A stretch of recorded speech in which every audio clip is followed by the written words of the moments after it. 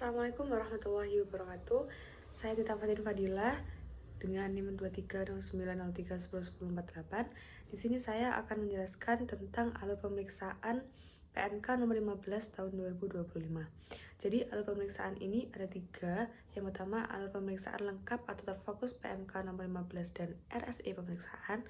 Yang kedua ada alur pemeriksaan spesifik selain data konkret PMK nomor 15 dan RSE pemeriksaan. Yang ketiga alur pemeriksaan spesifik data konkret PMK nomor 15 dan RSE pemeriksaan.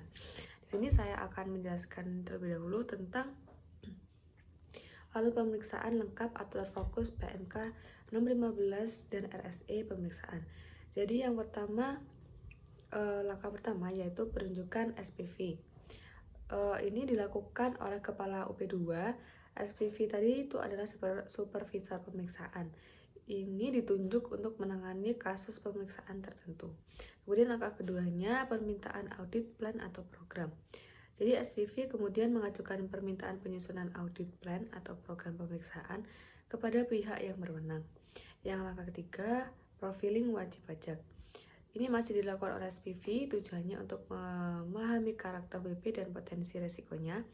Kegiatannya itu meliputi mengumpulkan data internal dan eksternal WP, koordinasi dengan account representatif atau AR, dan melakukan beda profil WP untuk menentukan fokus audit. Kemudian langkah keempat, penyusunan audit plan atau program. Jadi SPV ini menyusun audit plan berdasarkan hasil profiling. Dalam tahap ini melampirkan dokumen seperti lampiran 3A atau grup dan meminta tenaga ahli bila diperlukan. Kemudian audit plan ini harus mendapat persetujuan Kepala UP2 melalui nota dinas persetujuan. Kemudian langkah ketiga penunjukan tim pemeriksa. Jadi setelah audit plan disetujui tadi, jadi Kepala UP2 itu menunjukkan tim pemeriksa yang akan melaksanakan pemeriksaan sesuai rencana tersebut. Kemudian yang langkah keenam SP2. SP2 itu surat perintah dan pemeriksaan. Jadi SP2 ini diterbitkan oleh Kepala UP2 sebagai dasar hukum pelaksanaan pemeriksaan.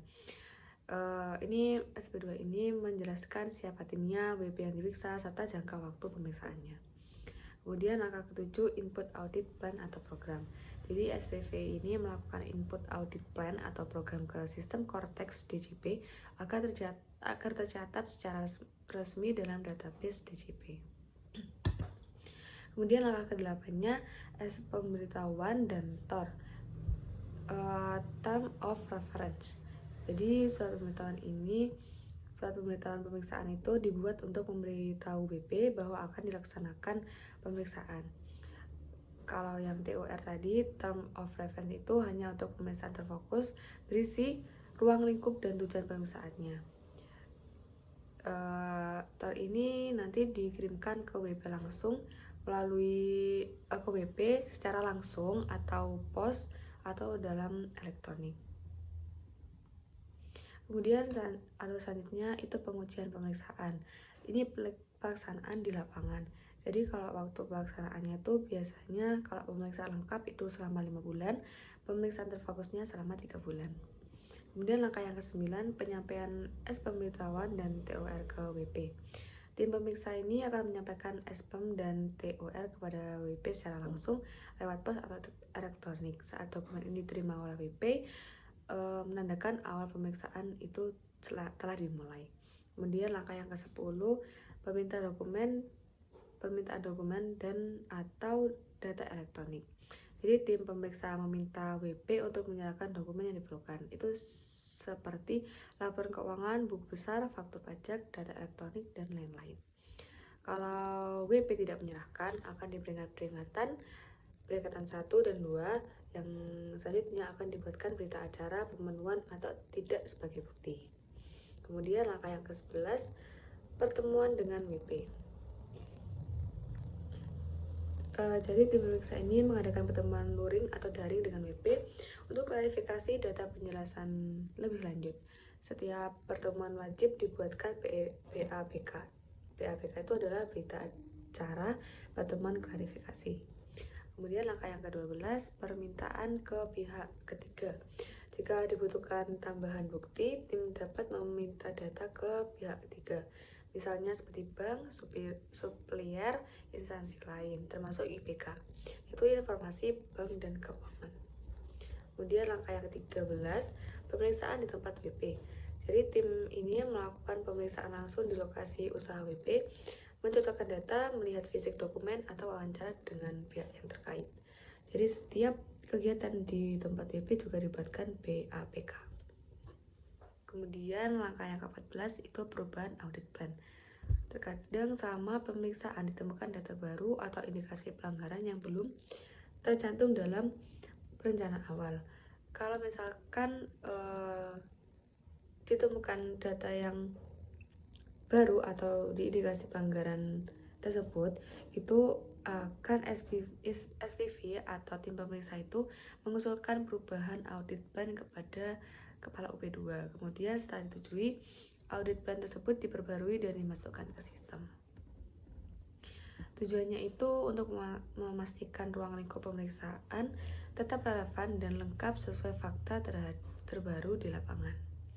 Kemudian langkah yang 15, perpanjangan jangka waktu pemeriksaan. Ini opsional jika diperlukan. Jadi bila waktu pemeriksaan belum cukup, misalnya karena WP Group transfer pricing atau data sangat kompleks, jadi tim pemeriksa dapat mengajukan perpanjangan waktu kepada Kepala UP2. Batas perpanjangannya itu maksimal 4 bulan. Tujuannya untuk memberi waktu tambahan agar hasil pemeriksaan benar-benar lengkap dan akurat. Kemudian langkah yang ke-16, pembahasan temuan sementara. Jadi setelah seluruh bukti terkumpul dan waktu pemeriksaan hampir selesai, tim pemeriksa melakukan pembahasan temuan sementara dengan tim KKP. Tujuannya untuk memperkuat uji bukti sebelum hasil akhir disusun. Kemudian dilakukan paling lambat 1 bulan sebelum pemeriksaan berakhir. Dan hasilnya dituangkan dalam BAPK, yaitu berita acara pembahasan klarifikasi. Kemudian langkah ke-17, SPHP, yaitu surat pemberitahuan hasil pemeriksaan. Berdasarkan hasil pembahasan sementara, tim menyusun SPHP berisi hasil sementara pemeriksaan. SPHP ini disampaikan ke WP dan WP diberi waktu maksimal 5 hari kerja untuk memberikan tanggapannya. Bila WP memberikan tanggapannya, dilakukan pembahasan ulang, tetapi tetap dibuat BAPK-nya. Kemudian langkah yang ke-18, CAQA atau Control Audit Quality Assurance. Setelah pembahasan SPHP tadi itu sudah selesai, tim pemeriksa menyerahkan hasilnya ke tim CAQA untuk pengecekan kualitas.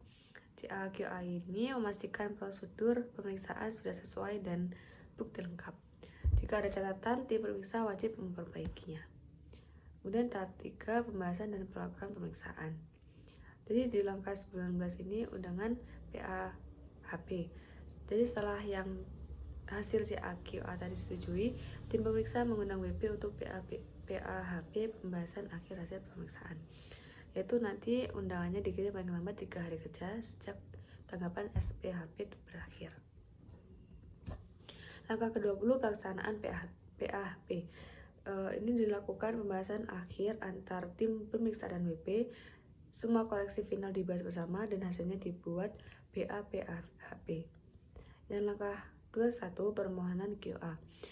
Jadi setelah PAHP tadi selesai, tim pemeriksa mengajukan permohonan QA atau Quality Assurance kepada tim QA untuk menilai hasil pemeriksaannya. Diajukan maksimal 3 hari kerja setelah PAHP selesai. Langkah ke-22, QA review. Tim QA memeriksa kelengkapan, prosedur, dan kualitas pemeriksaan. Kalau sudah selesai, nanti diteruskan ke tahap penyusunan laporan akhir. Kemudian yang langkah ke-23, penyusunan LHP, laporan hasil pemeriksaan. Tim pemeriksa tadi yang menyusun LHP final berdasarkan QA dan PLHP. LHP itu isinya tentang temuan akhir, tanggapan WP, dan kesimpulan pemeriksaannya. Kemudian langkah ke-24, PAQA. Jadi setelah LHP tadi sudah disusun, sudah selesai, dilakukan PAQA, yaitu Post Audit Quality Assurance, sebagai tahap review terakhir sebelum laporan disahkan oleh pimpinan. Langkah ke-25, pengembalian dokumen WP. Setelah seluruh proses pemeriksaan selesai, di dokumen milik WP dikembalikan oleh tim pemeriksa. Ini menjadi tanda resmi bahwa pemeriksaan telah tuntas.